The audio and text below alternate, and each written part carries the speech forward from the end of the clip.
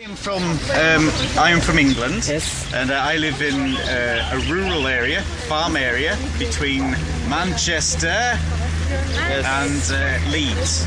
And not many people in the area that I live have been to Africa or to Morocco. When I said I was coming on holiday to Africa, they were shocked. Snakes.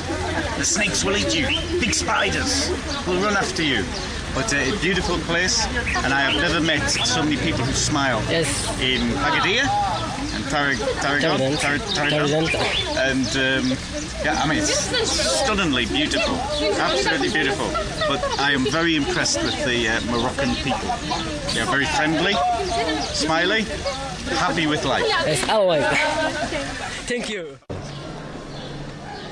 Taroudant is considered one of the oldest cities in Morocco, as it was populated since the ancient times, and it played a very important historical role in the history of Sousse and Morocco, both during the pre-Islam or through various stages of the history of the Islamic Maghreb. It is difficult, if not possible, due to the absence of archaeological research and history records to determine the date of its foundation. Some historians claim it was founded during the Romans era, when they controlled North Africa. Some assumptions attach this establishment to the Phoenician presence in North Africa, or perhaps even before. Their economic power reached a considerable number of centers on littoral of Sousse, which pushed even inland to Taroudant. In spite of the historians' disagreement about the date of its foundation, most of them approve that the city was built by the princes of the tribes of Ishtuka and Jezula.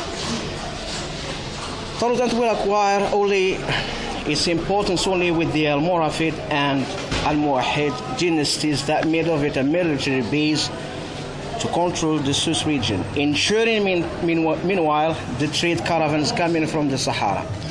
Taroudant owes its glare and its development to the Saadian dynasty. The Saadians derived from a legitimacy from the fact of being Shurafa or descendant of the Prophet Muhammad, facing division and the failure of previous government to unify the Maghreb.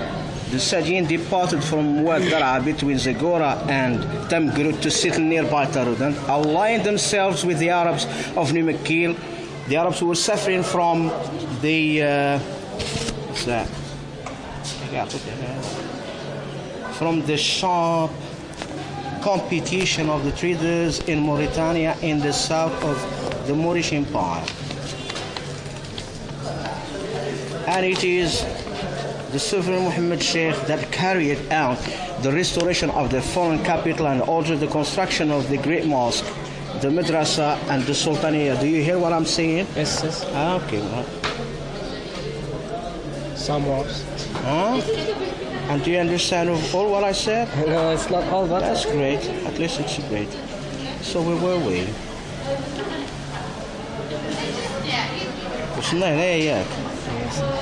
So, all the foreign capital and all the Sultani and Kasbah, and undertook the construction of the enclosure. Following the achievement of this work, the city took the name of its renovator Al-Muhammadiyah.